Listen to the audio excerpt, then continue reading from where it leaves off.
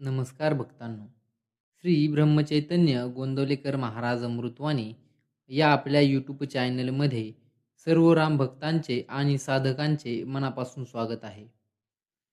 आज आपण साक्षात परब्रह्मस्वरूप श्री ब्रह्मचैतन्य गोंदवलेकर महाराजांच्या प्रवचन संग्रहातील एका अशा अत्यंत सखोल आणि मानवी आयुष्याच्या मुळाशी असणाऱ्या विषयावर चिंतन करणार आहोत, जो मानवी दुःखाचे सर्वात मोठे मूळ कारण आहे. ते म्हणजे अति आशा आणि इच्छांचे जाळे. मनातील हाव कशी मारावी आणि रामनामाच्या आश्रयाने अखंड समाधानी कसे राहावे.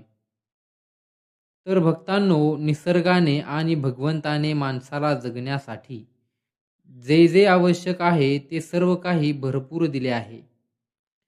माणसाचे पोट भरण्यासाठी या जगात अन्नाचा कण अनकण उपलब्ध आहे, पण माणसाची हाव आणि तृष्णा भागवण्यासाठी मात्र हे संपूर्ण विश्व, जगातील सर्व संपत्ती, हिरे माणके सुद्धा अपुरी पडतात. माणसाचे दुःख मूळ कारण हे नाही की त्याच्याकडे काही कमी आहे, तर त्याचे मुख्य दुःख हे आहे की त्याला असणाऱ्यात गोष्टीत समाधान नसून अजून काहीतरी हवे या अमर्याद आशेचे भूत त्याच्या मानगुटीवर बसलेले आहे. श्री गोंदवलेकर महाराज अत्यंत करुणेने आणि आवर्जून सांगायचे, अरे बाबांनो, ही आशा आणि तृष्णा अशा विहिरीसारखी आहे जिला खाली तळच नाही. तुम्ही त्यात कितीही पाणी ओता ती कधीच भरणार नाही. एका इच्छेमागून दुसरी इच्छा, दुसऱ्या मागून तिसरी, अशा इच्छांच्या जाळ्यात अडकून माणूस आयुष्यभर धावत राहतो आणि शेवटी रिकाम्या हाताने या जगातून निघून जातो. जर तुम्हाला खरोखर कायमचे समाधानी आणि सुखी व्हायचे असेल, तर गरजा मर्यादित करा आणि मनातल्या सर्व इच्छा रामाच्या चरणी अर्पण करून अखंड नामाचा आश्रय घ्या. भक्तांनो, श्री गोंदवलेकर महाराजांनी माणसाच्या हव्यासाचे आणि अतृप्तीचे स्वरूप अतिशय साध्या, सुंदर आणि रोजच्या आयुष्यातील उदाहरणाने उघडे करून दाखवले आहे. महाराज म्हणतात, अरे बाबांनो, माणसाला नेहमी असे वाटते की माझ्याकडे अमुक एक गोष्ट आली, माझ्याकडे अमुक इतका पैसा आला, मोठे घर मिळाले किंवा मुलाचे लग्न झाले की मी पूर्णपणे सुखी आणि मोकळा होईल. पण मला सांगा, ती गोष्ट मिळाल्यावर माणसाचे मन खरोखर शांत होते का? मुळीच नाही. उलट ती गोष्ट मिळताच त्याच्या मनात नवीन 10 इच्छा उभ्या ठाकतात.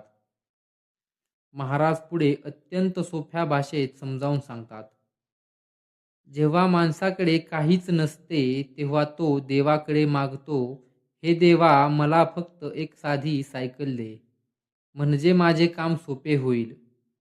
देव त्याला सायकल देतो. काही दिवस तो खुश होतो, पण महिनाभरातच त्याला वाटते, नाही, सायकलवरून जाताना खूप पाय दुखतात, मला एक दुचाकी हवी. देव त्याला दुचाकी देतो. मग त्याला उन्हा पावसाचा त्रास वाटू लागतो आणि तो चारचाकी मागायला लागतो. चारचाकी आल्यावर त्याला अजून मोठी गाडी हवीशी वाटते. घर नसणाऱ्याला छोटे घर हवे असते. छोटे घर मिळाल्यावर बंगला हवा असतो आणि बंगला मिळाल्यावर अजून संपत्ती हवी असते. मला सांगा, या धावपळीला कुठे शेवट आहे का? नाही. मृत्यूच्या दाराशी येऊन उभा ठाकतो, पण माणसाच्या इच्छा कधीच म्हाताऱ्या होत नाहीत आणि संपतही नाहीत. महाराज अत्यंत मार्मिक आणि डोळे उघडणारा प्रश्न विचारतात.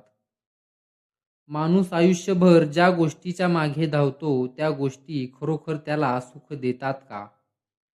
ज्या विषयामध्ये आपल्याला सुख वाटते ते सुख नसून केवळ सुखाचा आभास आहे. जसे वाळवंटात लांबून पाणी दिसते, पण जवळ गेल्यावर तिथे वाळूशिवाय काहीच नसते, अगदी तसेच संसारातील विषयात आणि संपत्तीत सुख शोधणे म्हणजे मृगजळाच्या मागे धावण्यासारखे आहे. अनेक भक्त आणि संसारी लोक महाराजांकडे यायचे आणि विचारायचे, महाराज, मग आम्ही संसारात राहतो, आम्हाला मुलाबाळांचे करायचे असते, संसार चालवायचा असतो, मग आम्ही इच्छाच करायच्या नाहीत का? प्रपंच सोडून द्यायचा का? यावर साक्षात परब्रह्मस्वरूप श्री गोंदवलेकर महाराजांनी दिलेले उत्तर हे प्रपंचात राहणाऱ्या प्रत्येक गृहस्थासाठी आणि साधकासाठी सुवर्ण मंत्र ठरले आहे. महाराज म्हणाले, अरे बाळांनो, मी तुम्हाला संसार सोडायला सांगतच नाही. प्रपंच करणे आणि शरीराची काळजी घेणे ही तुमची गरज आहे, पण दुसऱ्यापेक्षा माझ्याकडे जास्त असावे ही मनाची हवा आहे. तुम्ही गरजा पूर्ण करा, पण हव्यासाच्या मागे धावू नका. महाराज गरज आणि हव्यास यातील फरक अतिशय सुंदर रीतीने स्पष्ट करतात.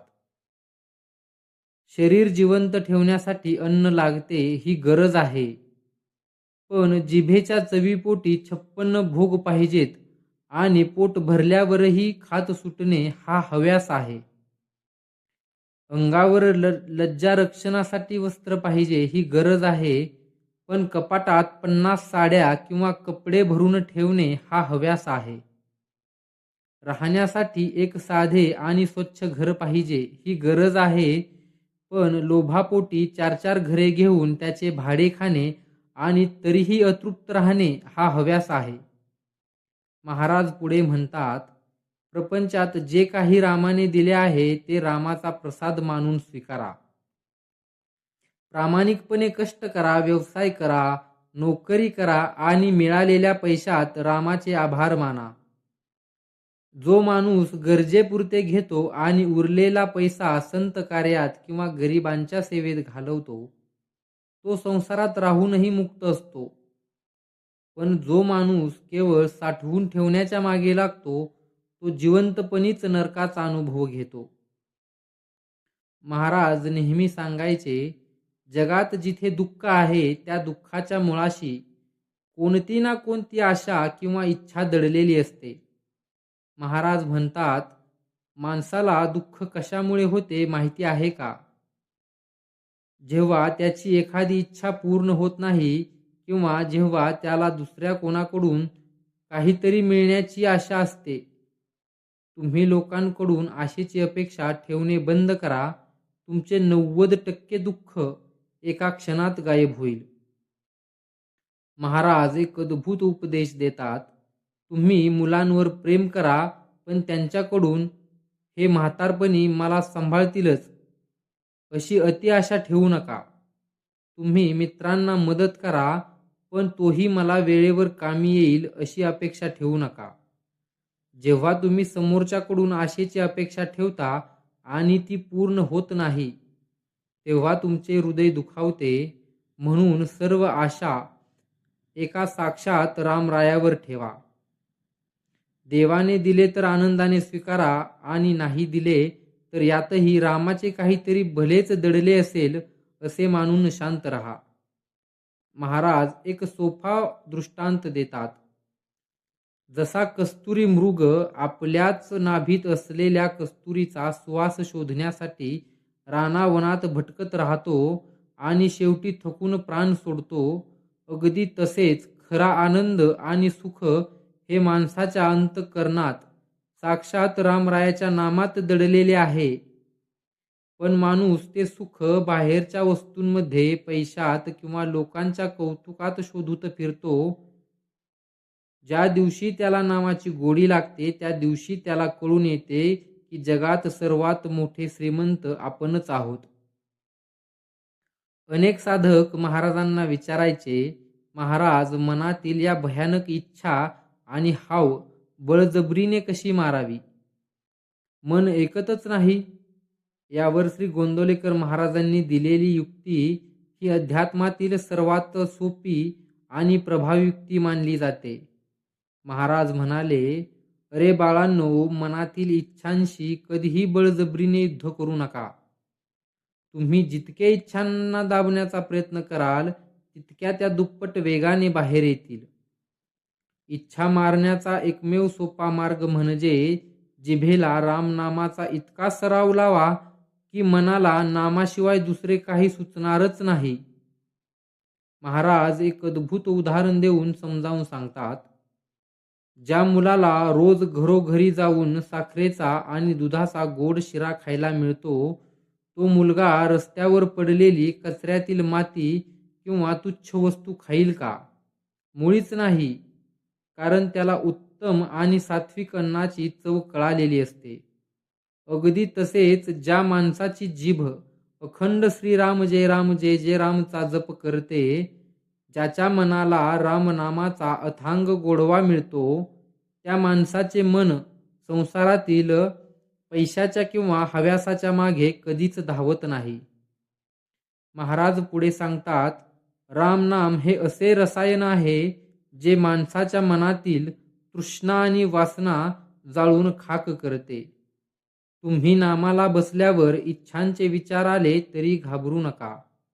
विचारांकडे दुर्लक्ष करा आणि फक्त जिभेने नामाचा गजर चालू ठेवा.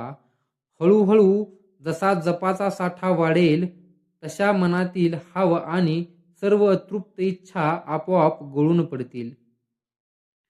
भक्तांनो, तुमच्या रोजच्या आयुष्यात अति आशा आणि इच्छांच्या जाळ्यातून मुक्त होऊन मनातील हाव मारण्यासाठी आणि नामात अखंड समाधानी राहण्यासाठी श्री गोंदवलेकर महाराजांनी दिलेले हे 5 सुवर्ण नियम आजच हृदयात कोरून ठेवा. नियम पहिला, तुलना करणे पूर्णपणे बंद करा. दुसऱ्याचे वैभव, घर किंवा यश पाहून स्वतःच्या नशिबाला दोष देऊ नका. प्रत्येकाला त्याच्या पूर्व कर्मामुळे मिळते. तुमच्याकडे जे आहे त्यात साक्षात रामाची कृपा पहा. नियम दुसरा, गरजा मर्यादित ठेवा. घरात नको असणाऱ्या वस्तूंचा, कपड्यांचा किंवा अन्नाचा संचय करू नका. साधेपणा जोपासा.